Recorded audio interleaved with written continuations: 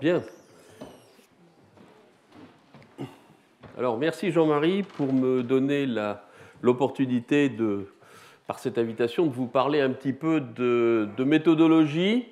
Alors, dans cette présentation, dans ce séminaire qui est un petit peu un cours également, j'ai pris le parti de considérer en fait ce qu'on faisait sur les interfaces de carbone un peu comme un prétexte pour vous expliquer comment on peut, par des techniques qui sont aujourd'hui appelées d'électrochimie localisée, comment, par ces techniques, on peut remonter aux propriétés de ces interfaces. Alors, vous avez jusqu'à présent vu par les différents cours l'importance des interfaces. Évidemment, lorsqu'on fait de l'électrochimie, c'est une science hétérogène, donc tout se passe aux interfaces, dans ces quelques nanomètres qui seront près en fait de l'électrode, entre un solide et un électrolyte, où généralement tout va se passer.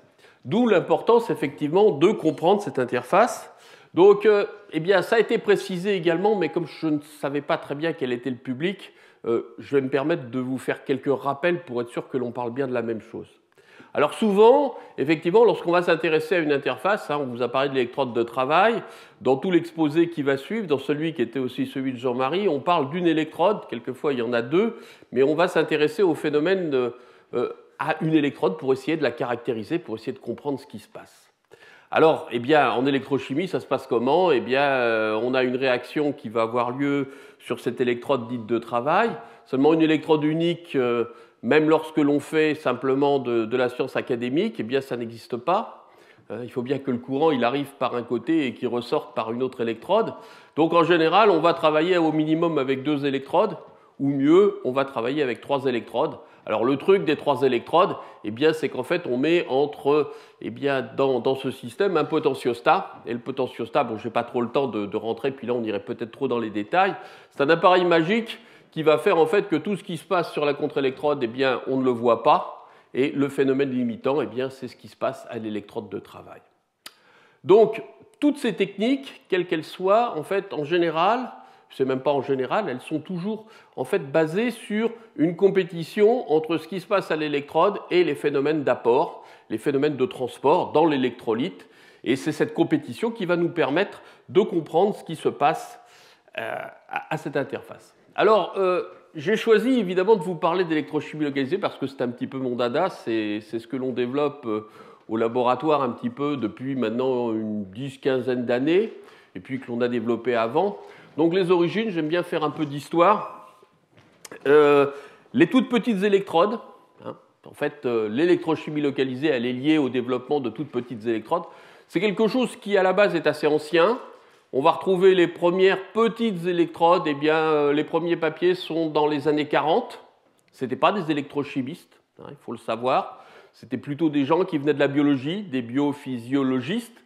Et puis, pourquoi on faisait des petites électrodes ? On faisait des petites électrodes, c'était pour les planter dans la tête des rats ou quelquefois des êtres humains, pour pouvoir aller faire des mesures telles potentiel d'action, des choses de ce type.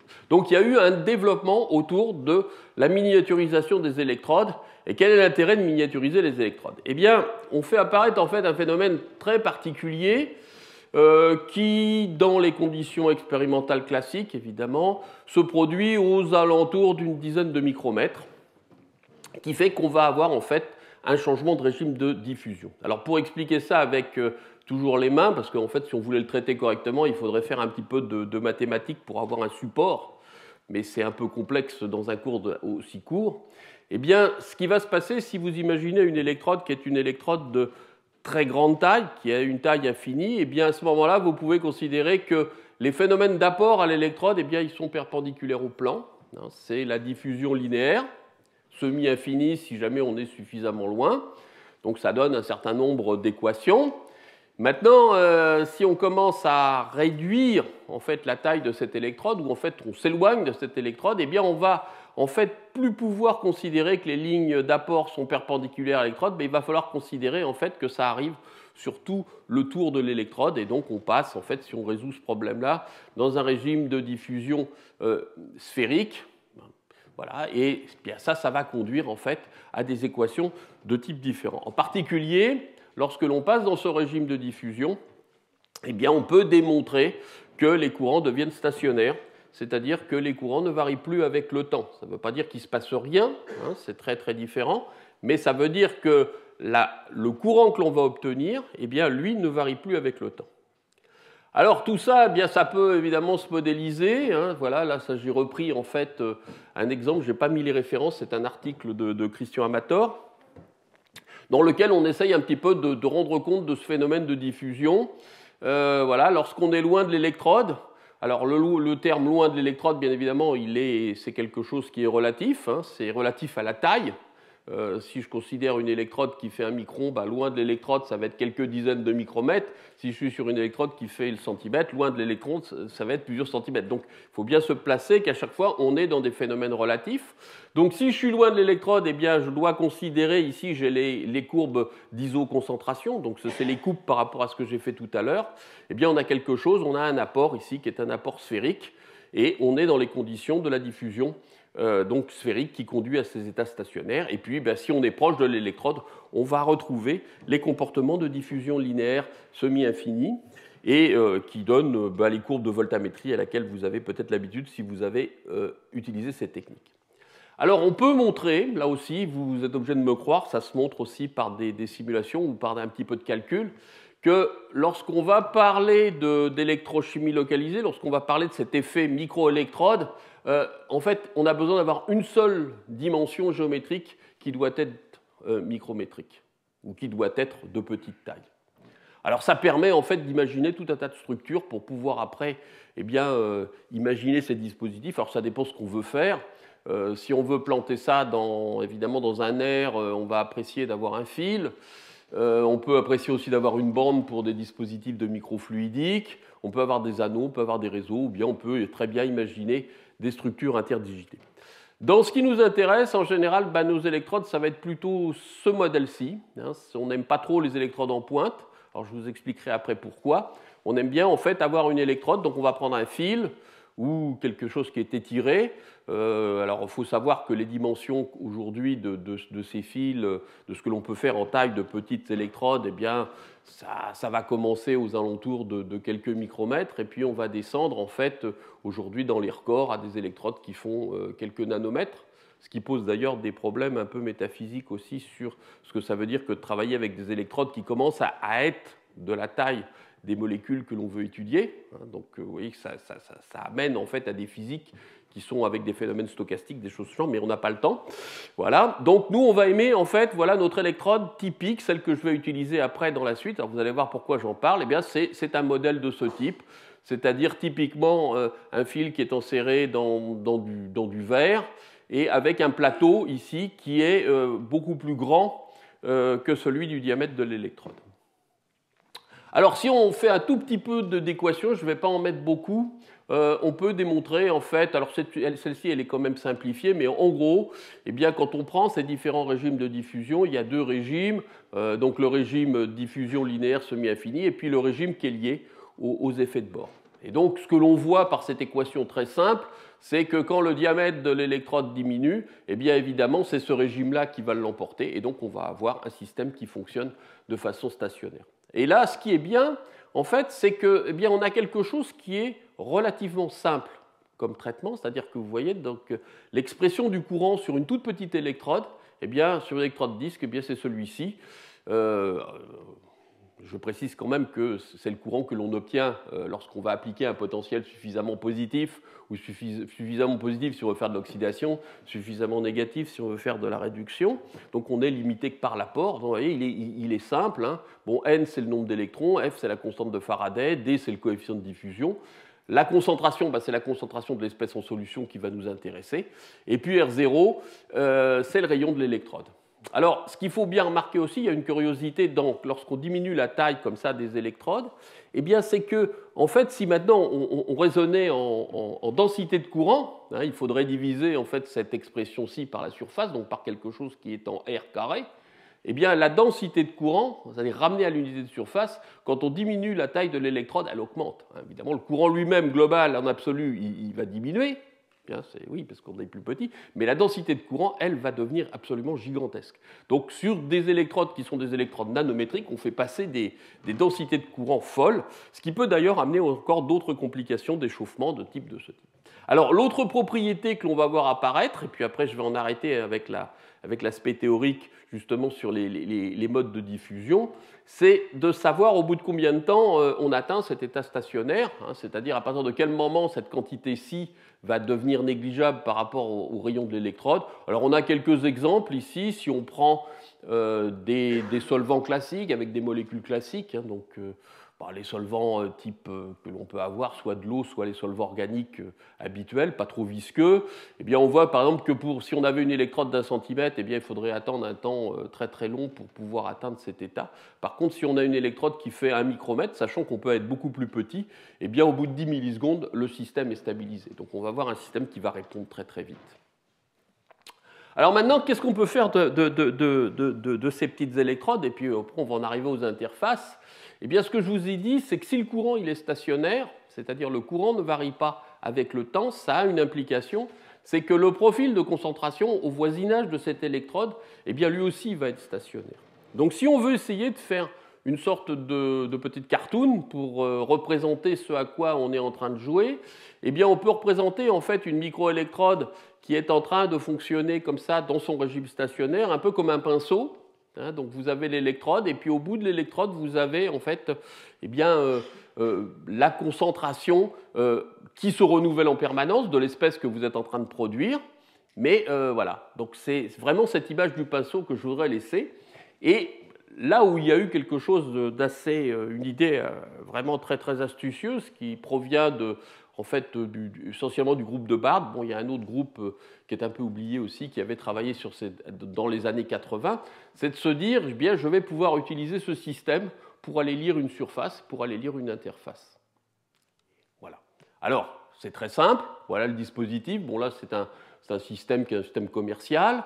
Eh bien, il va suffire de monter en fait, cette électrode sur un système XYZ.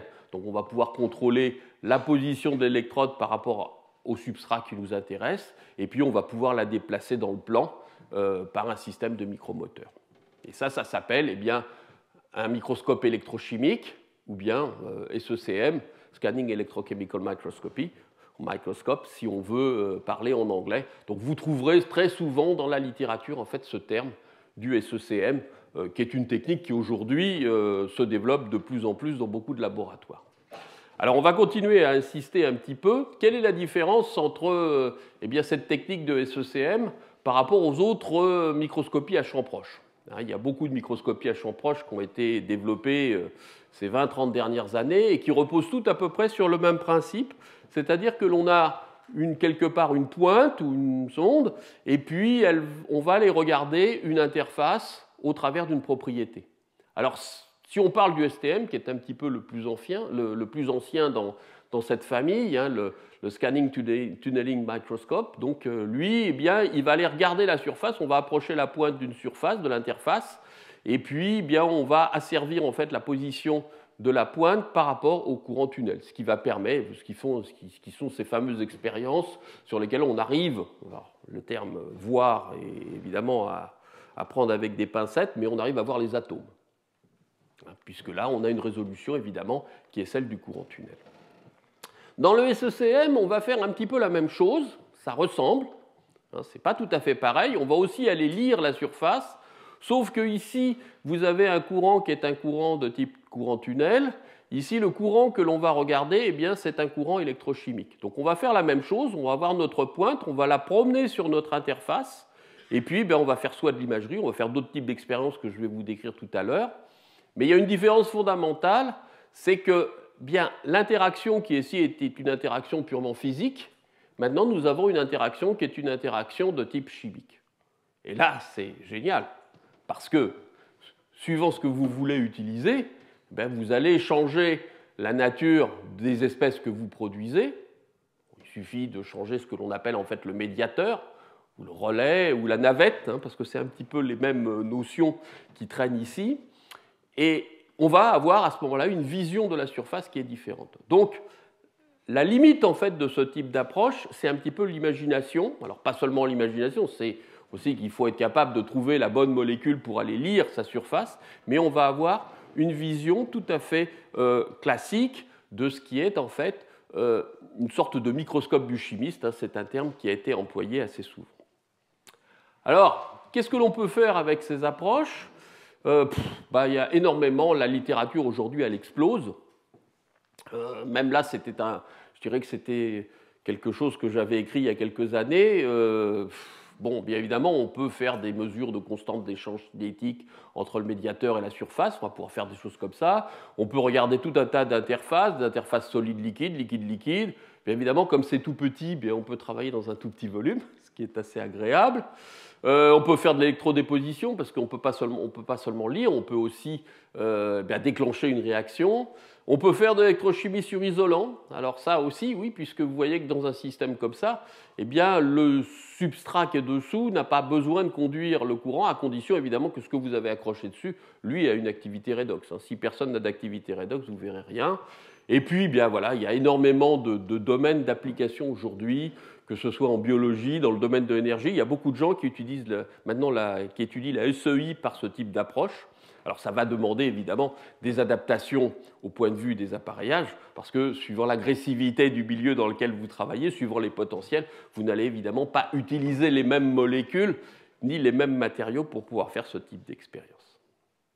Bien, alors maintenant on va parler un petit peu des modifications, puis on reviendra ensuite au couplage entre la méthodologie et la modification des surfaces. Bon, alors je ne sais pas si ça vaut vraiment la peine que j'insiste très longtemps sur l'intérêt de fonctionnaliser une interface, que ce soit par une réaction chimique, que ce soit par l'ajout d'un additif, que ce soit par la formation d'une SEI, mais bien évidemment, l'interface ou la surface, je ne sais pas comment il faudrait mieux l'appeler, c'est ce qui va contrôler et qui va avoir un intérêt dans un nombre d'applications ou de connaissances absolument fondamentales.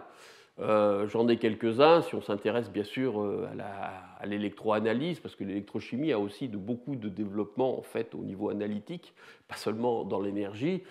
C'est évidemment important de pouvoir contrôler ce qui se passe sur cette interface. Évidemment, si on fait de l'électrocatalyse, de l'énergie, bon, on en a parlé tout à l'heure, on peut imaginer des revêtements diverses aux propriétés, des afficheurs, la protection contre la corrosion, et puis je pense que ma liste, elle est certainement loin d'être complète sur tout ce que l'on peut faire en fait et pourquoi on a intérêt à contrôler cette interface.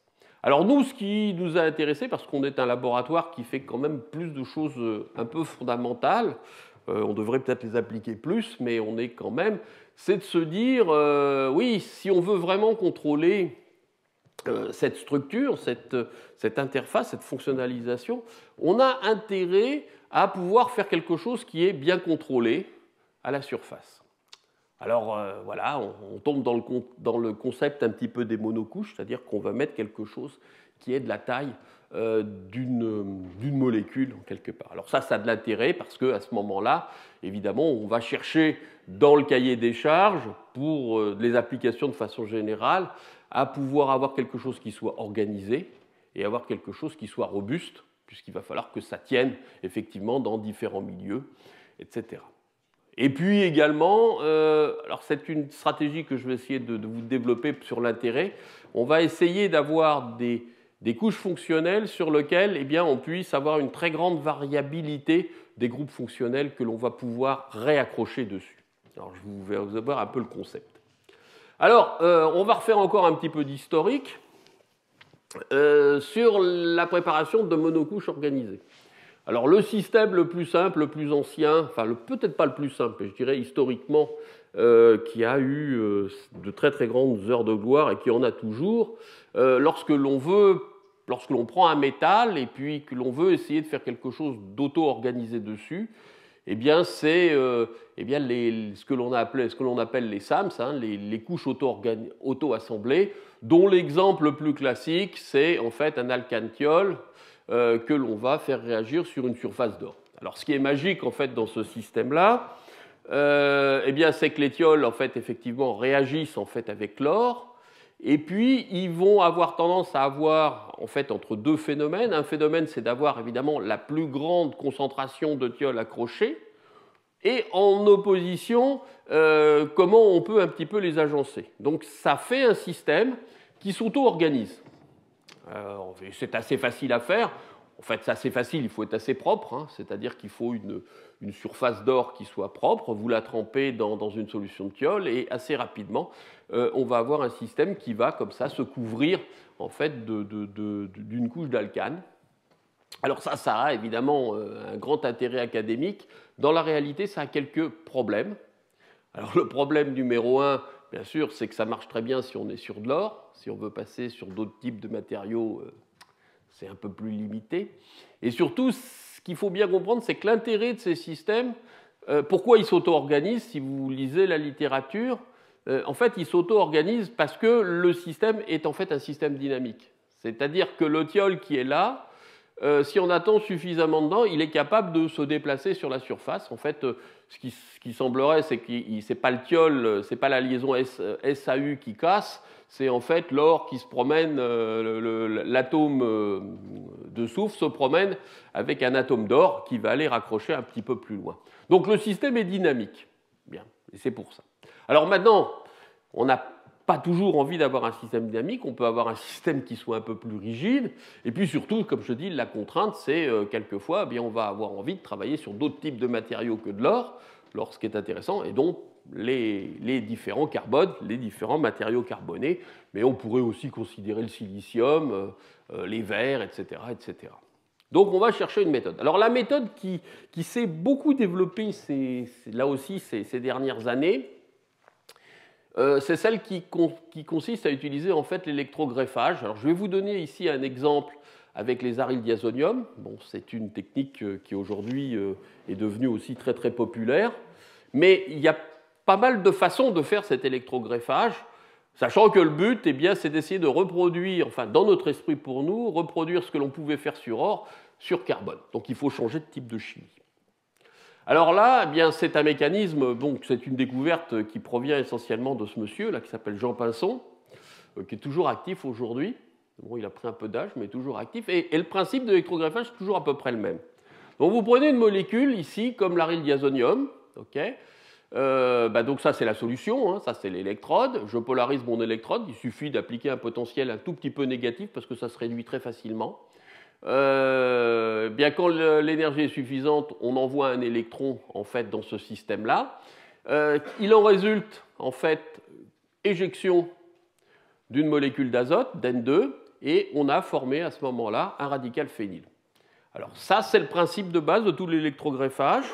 Sachant que l'on peut imaginer d'autres groupes partants, l'astuce, c'est que cette réaction ici de coupure, qui va enlever l'azote, eh bien, elle est très rapide.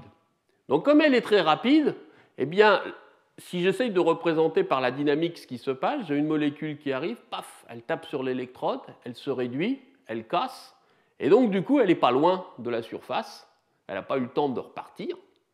Les radicaux phényls, pour vous donner une idée, dans le domaine des radicaux organiques, c'est à peu près ce qu'on peut faire de plus méchant. Hein, ça réagit sur tout ce que ça voit. Ça peut réagir sur le solvant aussi. Mais là, comme il est très très près de l'électrode, il n'a pas eu le temps de s'en aller. La première chose qu'il va vouloir faire, ou tout au moins avec un rendement qui n'est pas un rendement ridicule, il va attaquer la surface. Et il va attaquer à peu près n'importe quel type de surface. D'où les carbones, dont les carbones, qui est évidemment le matériau qui nous intéresse. Alors cette réaction un peu magique, voilà, si tout se passait bien, voilà ce qu'on obtiendrait. Donc on aurait à ce moment-là un matériau carboné sur lequel on a accroché une fonctionnalité qui était celle que l'on voulait. Alors le matériau carboné, ça peut être une surface de carbone, ça peut être un graphite, ça peut être un graphène, mais ça peut être un nanotube de carbone, ça peut être à peu près n'importe quel matériau carboné, la réaction fonctionne à peu près de la même façon. Alors elle a une vacherie, cette réaction, qui est un petit peu le pendant de son avantage, c'est que l'électrochimie, c'est quelque chose d'un petit peu bête, hein, si je parle comme ça. En particulier, tant que le courant peut passer, il passe. Ça paraît très bête. Ce qui veut donc dire que la première étape, ça va être celle-ci. Okay, on a bien un radical phényl qui va attaquer notre surface de carbone, mais ça ne va pas s'arrêter. Si le courant peut continuer à passer, vous allez continuer à générer des radicaux phényl qui, cette fois-ci, ne vont pas attaquer la surface, mais qui, cette fois-ci, on va avoir en fait une couche qui va croître, et qui va croître en plus de façon complètement désordonnée. Alors, non seulement elle croît de façon désordonnée, mais là, j'en ai pas parlé, mais l'intérêt en fait d'introduire une fonctionnalité sur une surface carbonée, c'est par ce groupe fonctionnel R, ici, que je laisse de façon générique. Or, bien souvent, le groupe R qui est ici, il réagit avec le radical phényl. Donc, vous allez détruire en plus votre fonctionnalité. Ça va croître, ça va donner des choses assez diverses. Et en plus de ça, eh bien, vous allez avoir un rendement final de R accroché qui est assez faible. Et la réaction va s'arrêter quand? Eh ben, c'est simple, elle va s'arrêter parce qu'au bout d'un moment, votre couche elle va croître, elle va devenir suffisamment épaisse. C'est un polyaryl, ce n'est pas conducteur. Quand le courant passe plus, la réaction arrête de passer. C'est un système auto-inhibé. C'est un peu une sorte de passivation, en quelque sorte, qui fait que ça va s'arrêter. Alors après, évidemment, on peut jouer sur les conditions, sur le potentiel, etc., pour faire plus ou moins croître la couche. Donc, si je compare mes deux systèmes, on parlait des SAMS. Bon, les SAMS, je vous ai dit, c'est pas terrible parce que d'abord, ça marche que sur or. Et puis en plus, comme c'est dynamique, si vous essayez d'accrocher des choses dessus, ah ben c'est très bien, le système va se réorganiser, il va chercher à minimiser l'énergie. Donc vous avez par exemple un beau système comme ça, vous allez essayer d'accrocher des choses qui sont grosses dessus, et à ce moment-là, vous allez obtenir ça, parce que ça va, oui, ça va bouger, c'est dynamique. Si on part sur la chimie, un petit peu l'électrogreffage, c'est un peu ça qu'on obtient, avec des groupes fonctionnels qu'on ne sait pas trop en nombre, qui sont mal définis, mal dispersés, et puis en fait, ça c'est le rêve, c'est ce que l'on voudrait obtenir. Alors comment on peut faire ça? Évidemment, il y a toute une littérature qui s'est aussi développée. Alors je vais vous donner une autre solution, elle vaut ce qu'elle vaut, mais bon, voilà, c'est celle que l'on utilise, et aujourd'hui elle commence à être reprise de plus en plus. C'était celle de se dire, qu'est-ce qui se passe, en fait, comment peut-on éviter ces couplages qui vont arriver et cette croissance de la couche? Eh bien, si on réfléchit un petit peu en tant qu'organicien, j'avais des collègues qui étaient plus dans la synthèse, lorsqu'on veut éviter qu'une réaction se produise, on va utiliser un groupe protecteur, hein, c'est assez classique, il y en a un qui est bien ici, là, voilà, donc qui sont un isopropylsilyle. En dessous, on va essayer de mettre ici une triple liaison. Pourquoi? Parce qu'en fait, on peut faire de la chimie après avec, donc c'est intéressant d'introduire une triple liaison. Et puis ici, on a notre diazonium. Donc le principe de la réaction, il est assez simple. On va prendre la même approche, on va greffer en fait à ce moment-là ce motif-ci, et puis dans une deuxième étape, on va faire sauter le groupe protecteur et on va obtenir ça. Voilà, donc ça fonctionne bien. C'est un processus qui aujourd'hui est bien au point. Donc le voilà un petit peu résumé dans son principe. Donc je ne vous parle pas trop de la synthèse parce que ce n'est pas ma spécialité, c'est une réaction de Sonogashira. Voilà, si on veut être un peu spécialiste, c'est quelque chose qui est relativement simple à faire. Et le principe, c'est celui-ci. Donc on greffe en fait notre précurseur, on enlève le groupement protecteur. Hein, donc ça se fait avec simplement un traitement par un fluorure. Et puis on peut ensuite utiliser la triple liaison pour pouvoir accrocher quelque chose dessus par la fameuse click chemistry que je vais vous montrer par la suite. Alors ce qui est quand même intéressant de voir dans ce type de modification par rapport au SAMS dont on parlait avant, c'est que le SAMS, je vous ai dit, il est dynamique.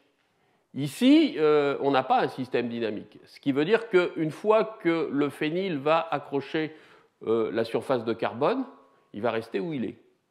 Donc l'astuce, la première astuce que l'on a utilisée, c'est peut-on contrôler la distance entre les groupes que l'on a accrochés sur la surface. Alors le principe est assez simple, il suffit en fait de modifier la taille du groupement protecteur, puisque c'est lui qui va limiter de combien les molécules peuvent s'approcher, hein, évidemment, puisque c'est lui qui fait qu'au début ça cogne.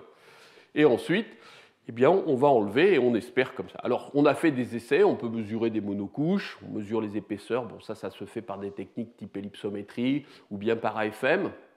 Ça marche assez bien. On peut aussi faire de l'XPS lorsqu'on aura avec des systèmes rasants, mais bon, il faut pouvoir disposer de l'équipement.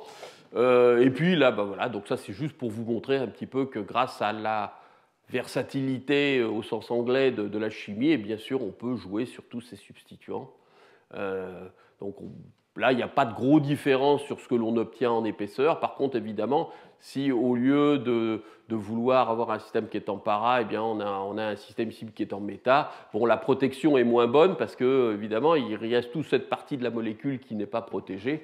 Et donc, eh ben, ça va continuer à croître et on va voir des choses un peu plus grosses.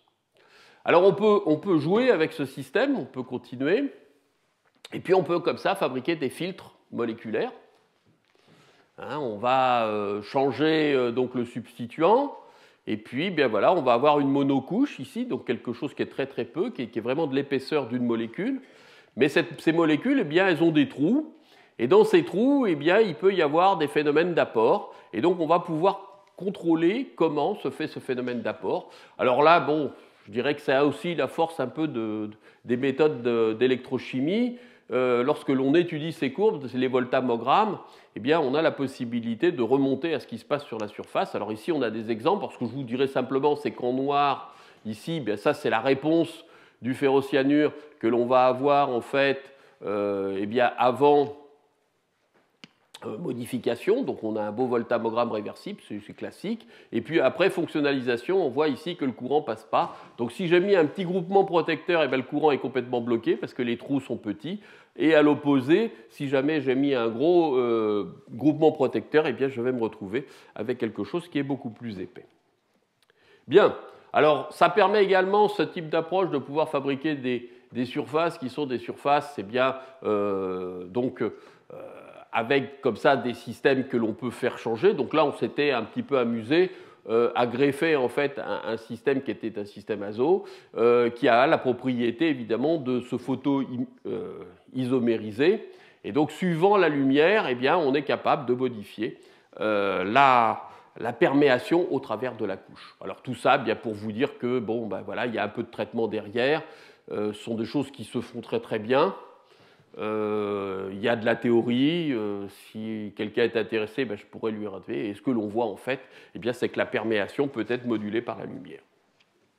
Autre intérêt de l'approche de laisser des trous, eh bien, c'est qu'on peut après les remplir, et puis on peut comme ça, de cette façon-ci, produire en fait des couches qui sont bifonctionnelles. Alors le bifonctionnel, ça a un intérêt, en particulier en catalyse.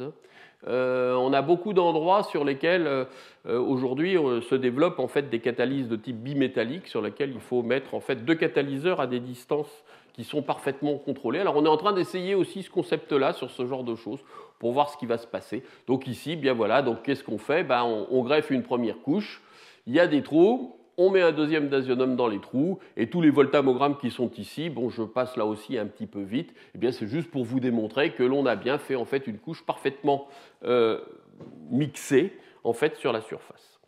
Alors, une autre approche toujours de l'électrogreffage, là je vous ai montré la façon de fabriquer ces couches par un système de protection des protections. Il y a une autre approche que l'on a développée qui consiste en fait à greffer directement en fait le motif, plutôt que d'essayer de le traiter dans un deuxième temps. Donc on prend par exemple des systèmes de ce type, ce sont des calixarènes, et ces calixarènes, eh bien, on fait le calixarène, donc on passe de l'amine, on passe au diazonium, et puis paf, on va greffer directement en fait l'ensemble du système.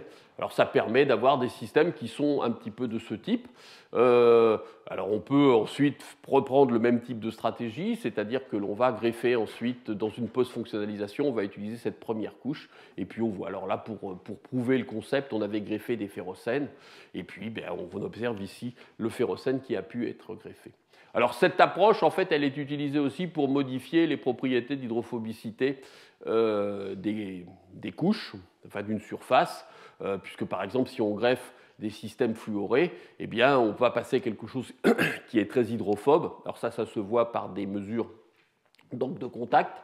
Ici, c'est ce que vous obtenez par exemple sur de l'or, parce que l'eau aime assez l'or. Par contre, évidemment, quand vous avez des trifluorométhyles, eh bien, c'est pas très très bon, et à ce moment-là, l'eau est repoussée, et donc on a une augmentation de l'angle de contact. Donc voilà, donc on peut aussi faire de l'XPS. Bon, Jean-Marie a parlé aussi de l'intérêt de ce type d'approche qui permet de vérifier après que bien, on a bien mis sur notre surface ce qui nous intéressait.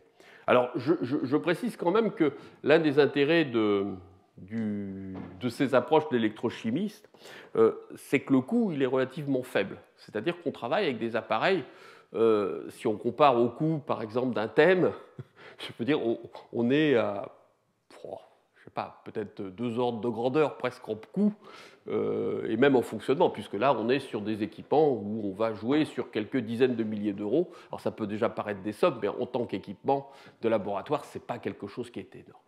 Alors maintenant, on va parler, maintenant je vous ai posé un peu le paysage, je vous ai expliqué comment on pouvait fabriquer sur les principes ces couches, comment on pouvait modifier le carbone. Je vous ai un petit peu parlé de la microscopie électrochimique. Et maintenant, on va coupler les deux et on va voir quel genre de phénomène intéressant on peut détecter par ces approches. Alors pour ça, je suis quand même obligé de... Enfin, je pense que c'est utile que je passe juste 1 minute à vous expliquer les courbes que je vais vous montrer. Bon, s'il y a des gens évidemment qui sont spécialistes de ça, ça peut paraître un peu redondant, mais quand on n'a pas l'habitude, il faut les comprendre. Alors, je reprends donc mon électrode de tout à l'heure, celle dont j'ai parlé dans la microscopie électrochimique. Si je suis loin du substrat, j'applique un potentiel ici suffisamment négatif pour pouvoir réduire en fait une espèce d'oxydant. Et si je suis loin, ben voilà, j'ai les molécules qui arrivent de façon sphérique autour sur ma microélectrode, et le courant est un courant, c'est le courant, avec la définition que je vous ai donnée tout à l'heure, sachant qu'ici on appelle A ce qui était R0 tout à l'heure, donc le courant ne varie pas avec le temps. Maintenant, on va prendre ce qui nous intéresse, c'est-à-dire qu'on va prendre cette microélectrode et on va l'approcher du substrat qui nous intéresse, qu'on veut étudier. Donc on a 2 cas, en gros, 2 cas limites. Le premier cas, on imagine, on approche l'électrode, donc elle est toujours en fonctionnement, d'un substrat qui est un substrat isolant. Alors, par exemple, d'un verre, un truc qui ne fait rien. Donc on produit en permanence notre espèce raide et l'électrode descend. Alors vous voyez bien qu'ici, les petites flèches que j'avais faites en direction de l'électrode, l'électrode, elle ne va pas apprécier, parce qu'elles n'ont plus la place. Donc ça fait une diffusion contrainte. Diffusion contrainte, plus je suis bas, le courant ici, par rapport à la distance, il va descendre. C'est un simple effet géométrique, c'est simplement parce que je laisse moins de place, je ne permets plus aux molécules de pouvoir atteindre ma microélectrode, et donc ça donne en fait ce que l'on appelle un feedback négatif pour les gens qui sont un peu dans le jargon du domaine. A l'inverse, si je prends ma microélectrode, je produis une espèce ici, par exemple un substrat conducteur, c'est-à-dire quelque chose qui est capable de redonner ou de prendre un électron. Eh bien, on peut très bien imaginer que, ok, je produis l'espèce raide, elle arrive sur la surface et je régénère en fait l'espèce OX. Donc, je fais apparaître en fait une boucle redox, une navette. C'est exactement la même chose qu'une navette entre 2 électrodes. Et puis là, vous comprenez que cette navette, en fait, le fait que l'on tourne comme ça sur l'électrode fait que le courant augmente. Le courant, il est plus grand que s'il n'y avait pas cette boucle. Et puis, quand l'électrode va descendre, cette boucle, elle va accélérer. Parce qu'évidemment, il y a moins de distance. Donc, elle peut tourner beaucoup plus vite. Donc, qu'est-ce que l'on voit? On voit à ce moment-là que le courant grandit et en fait, il devient infini. Alors, il y a un autre mode aussi que vous pouvez quelquefois rencontrer, qui est dit substrat générateur. Alors, cette fois-ci, on ne met rien dans la solution. Et en fait, on va aller regarder simplement à l'électrode ce qui est produit, par exemple, par une cellule. C'est le cas, par exemple, des systèmes biologiques. Mais dans notre cas, on va surtout s'intéresser en fait à ces 3 modes. C'est-à-dire, je suis loin du substrat, j'ai le courant qui est stable. Je m'approche de quelque chose où il ne se passe rien, j'ai des courants qui descendent. Si jamais il se passe quelque chose, le courant augmente. Alors, dans la réalité, quand on va traiter ces systèmes-là, qu'est-ce qui va contrôler notre courbe? Donc là, ce que j'ai représenté ici, c'est la variation du courant par rapport à la distance. Donc on s'approche du substrat. Quand il ne se passe rien, c'est la courbe que je vous ai représentée là. Évidemment, le courant diminue pour tomber à 0 quand on sera à une distance nulle. Par contre, si on a un système qui tourne infiniment rapide, là c'est la boucle de tout à l'heure, le courant il va devenir infini. Okay. Et dans la réalité, le passage entre une courbe qui monte et une courbe qui descend, il va dépendre de ce paramètre, c'est-à-dire avec quelle vitesse, en fait, l'espèce réduite va réagir avec la surface. Alors, si on veut faire de l'imagerie ou même de la courbe, évidemment, il y a quand même une contrainte, c'est qu'il faut pouvoir voir quelque chose. Donc, il faut que cette constante d'échange électronique, ici, elle ne soit pas nulle et qu'elle soit la plus grande possible.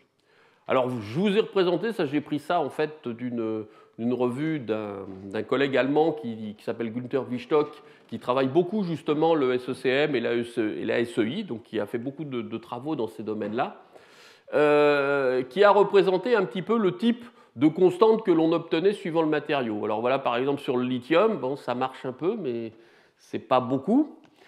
Si on prend des carbones, là par contre c'est très bien parce que là les constantes sont grandes. Alors qu'est-ce qu'il faut voir, c'est que dans la technique, si on veut faire de l'imagerie, le contraste c'est quoi? Le contraste c'est entre le plus haut que je peux aller ici et zéro, pas de courant.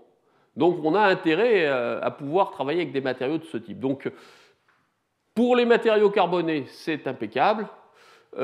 Pour des matériaux type, si on veut travailler effectivement sur une électrode de lithium, c'est un petit peu plus difficile, ça ne marche pas très bien parce que en fait, le contraste, eh bien, ce sera ce type de courant, quand on n'a à peu près rien mis, à zéro lorsque l'électrode est complètement bloquée.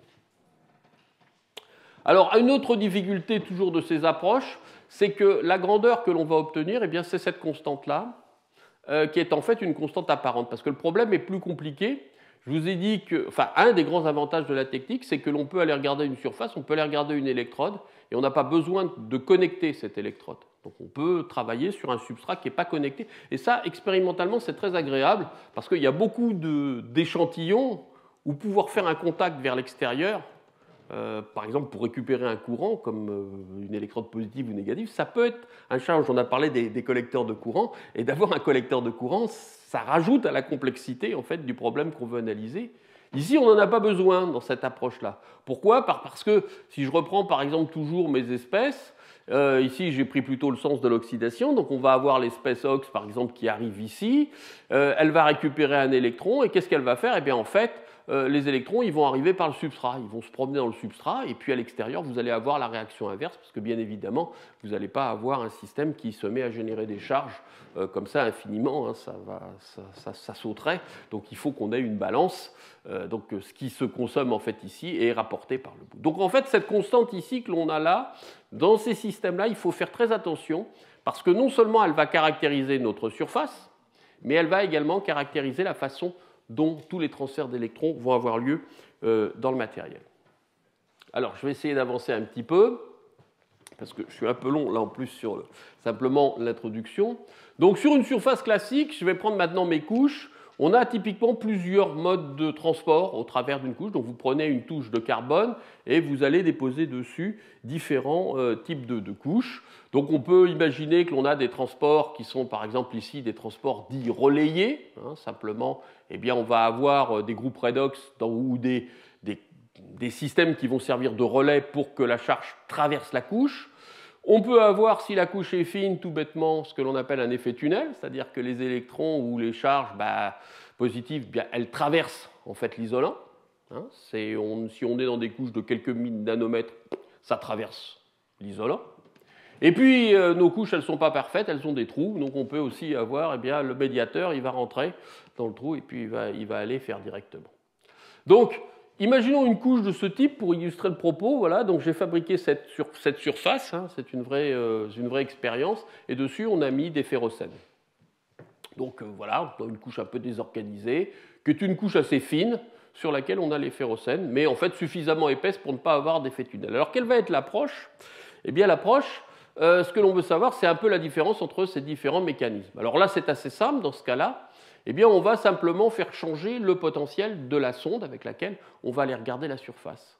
Alors, si on prend une molécule qui n'est pas capable d'oxyder la surface, qui n'est pas capable de réagir à la surface, eh bien, vous allez avoir cette courbe bleue ici, qui est simplement en fait le fait que le médiateur, eh bien, il a trouvé des défauts et il est passé dans les trous.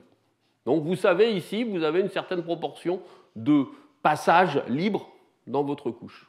Maintenant, quand vous allez augmenter le potentiel, au bout d'un moment, eh bien, vous allez commencer à réagir avec la couche. Alors cette réaction ici, c'est une simple oxydation, mais en fait, ça pourrait être n'importe quoi. Hein, il suffirait de s'imaginer qu'on est en train d'attaquer la SEI, par exemple, et puis voilà, donc il va y avoir des changements, et à ce moment-là, la boucle va tourner beaucoup mieux, et on voit en fait maintenant que l'on est en train, en fait, non seulement toujours de passer au travers des trous, mais on commence à voir en fait la réaction de surface.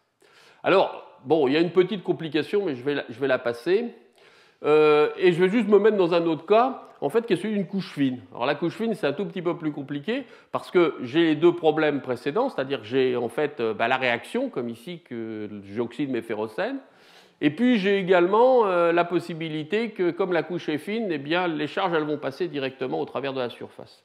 Donc si j'essaye d'étudier un système comme ça avec un simple médiateur, en fait je ne vais pas voir grand-chose, j'avance là-dessus, tout simplement parce que le médiateur, eh bien, les charges vont passer au travers de la surface et elles ne vont pas voir. Alors je vais vous donner un exemple d'une fonctionnalisation hiérarchique sur une surface donc, de carbone. Donc voilà un petit peu ce que l'on a fait. On a commencé par greffer en fait le système global. Ensuite, on a des protégés. On a fait apparaître des protons. Donc on a viré les trisopropylsilyl. Ensuite, on a fait un petit coup de click chemistry. On a greffé en fait ce système-là qui était lui-même protégé. Et puis en final, on a enlevé les protections. Donc vous voyez, donc tac, tac, tac, tac. Et puis à la fin, on a enlevé tout ça.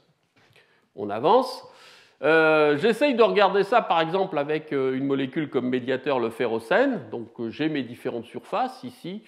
Il verra peut-être un petit peu la différence ici, mais en fait ce que vous voyez c'est qu'en fait eh ben, il ne voit rien du tout. En fait la méthode est complètement aveugle, hein, tout simplement parce que les charges traversent librement et donc il n'y a pas de barrière.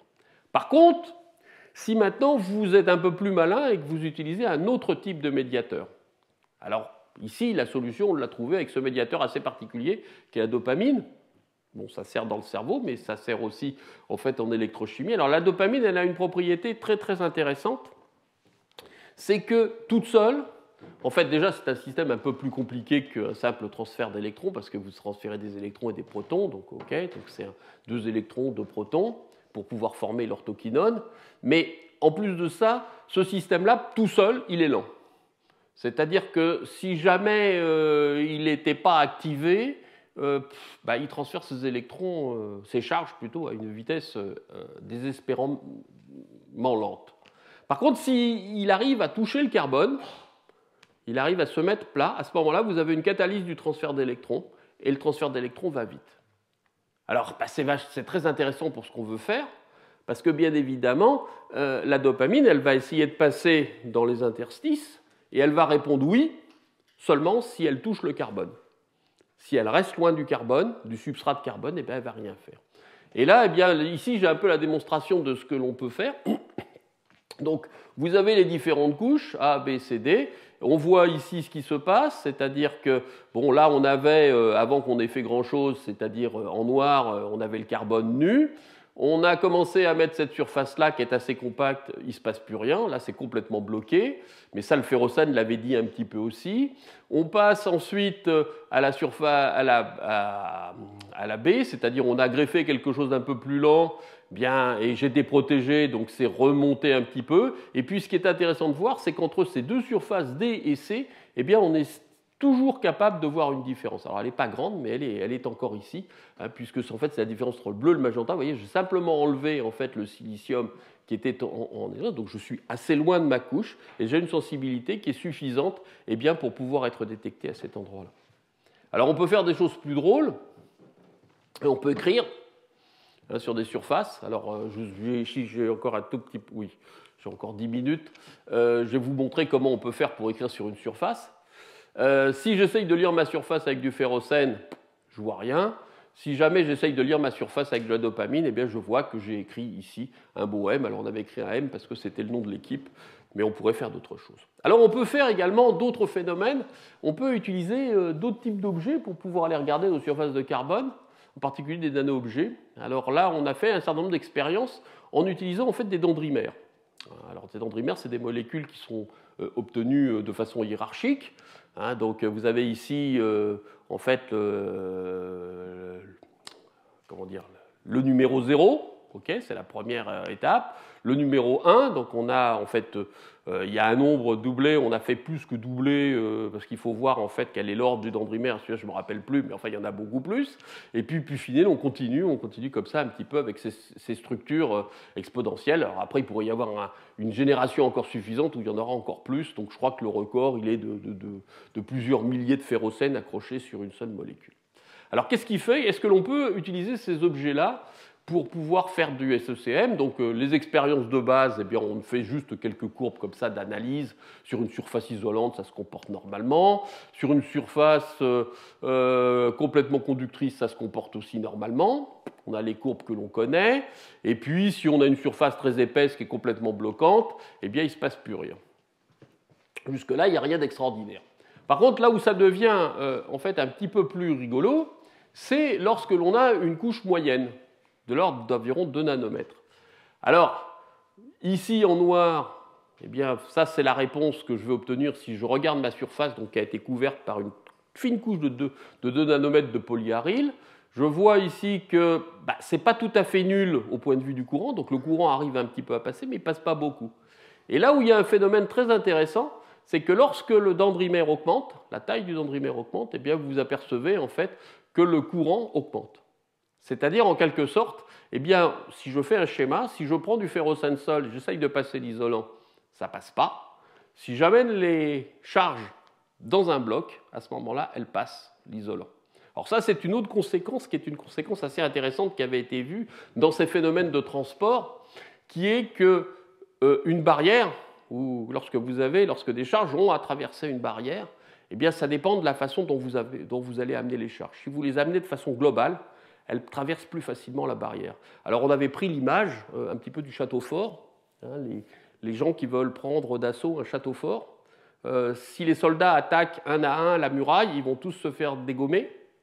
S'ils attaquent en groupe, il y en a une petite probabilité qui va passer.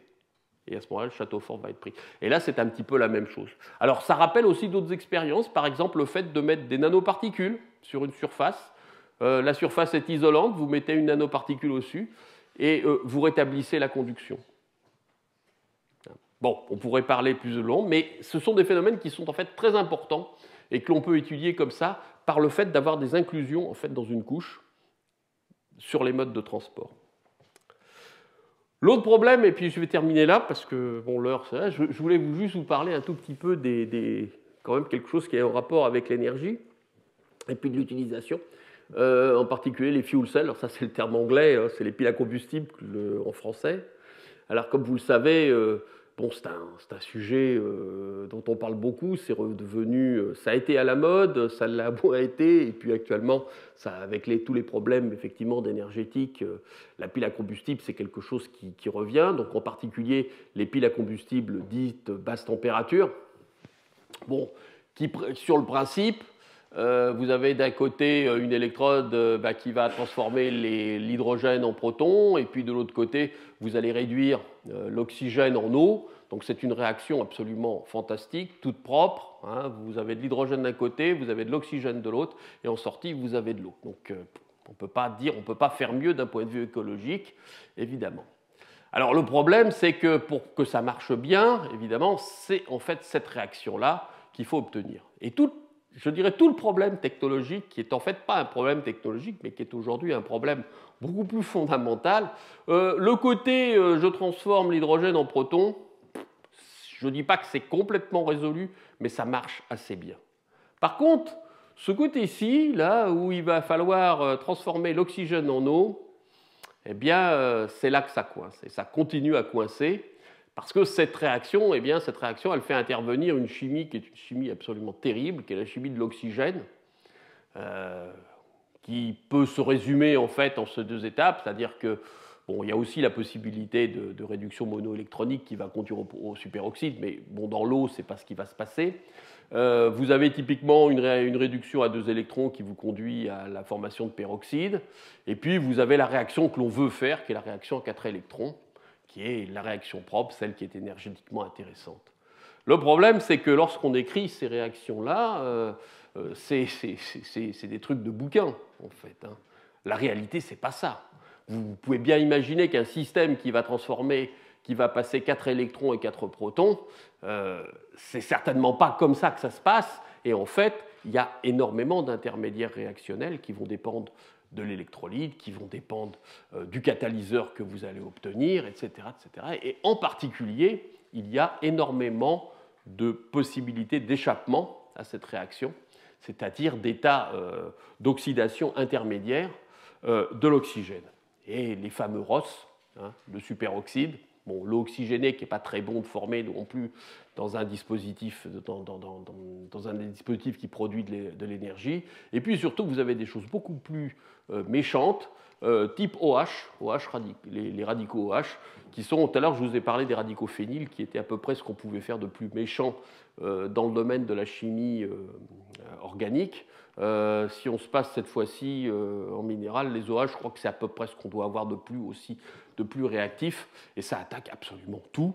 Donc, lorsque vous avez simplement une expérience de laboratoire, c'est très sympathique, ça marche bien.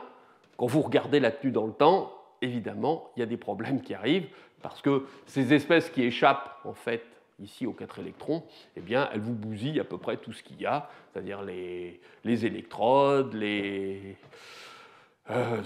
support du matériau, les membranes, etc., etc., etc. Donc, de gros problèmes de stabilité.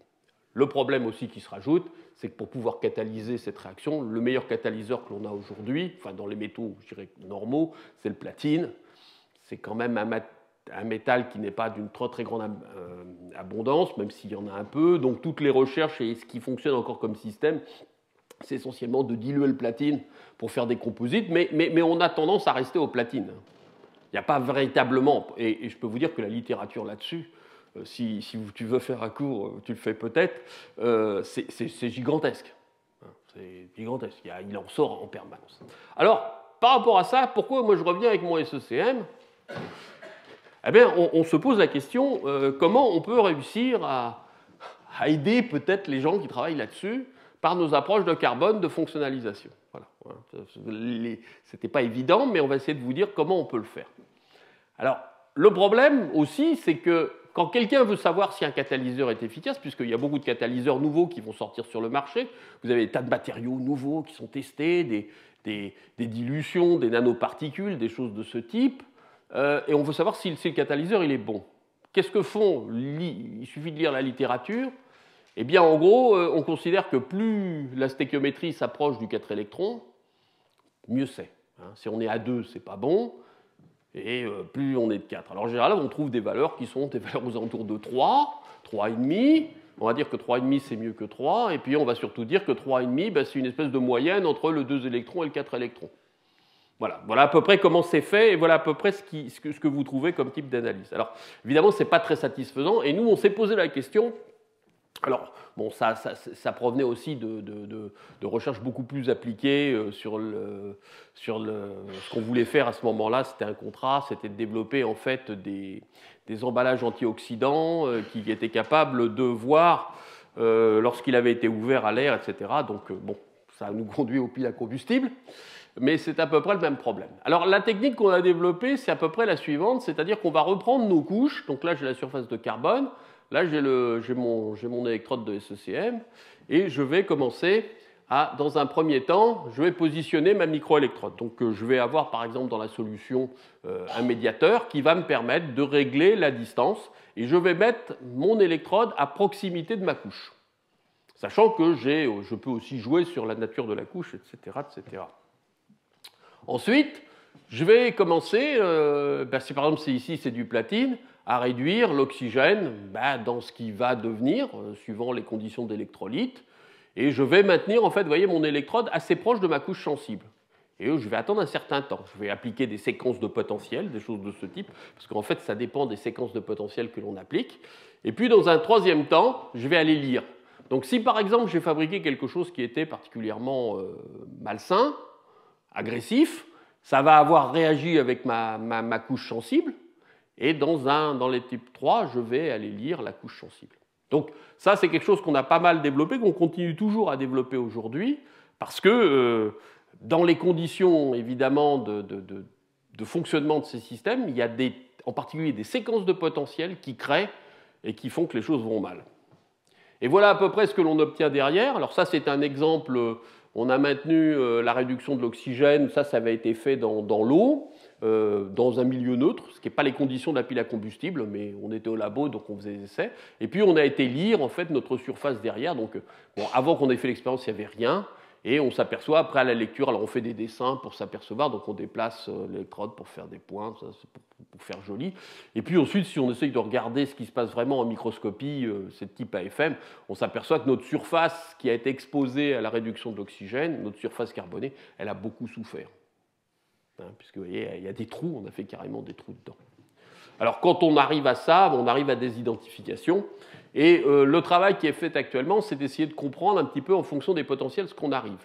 Alors, on s'aperçoit que la production de ces ROS, elle va dépendre en fait des séquences. Alors ça vaudrait en fait une conférence à ce seul, donc je vous montre assez rapidement ce à quoi on en est.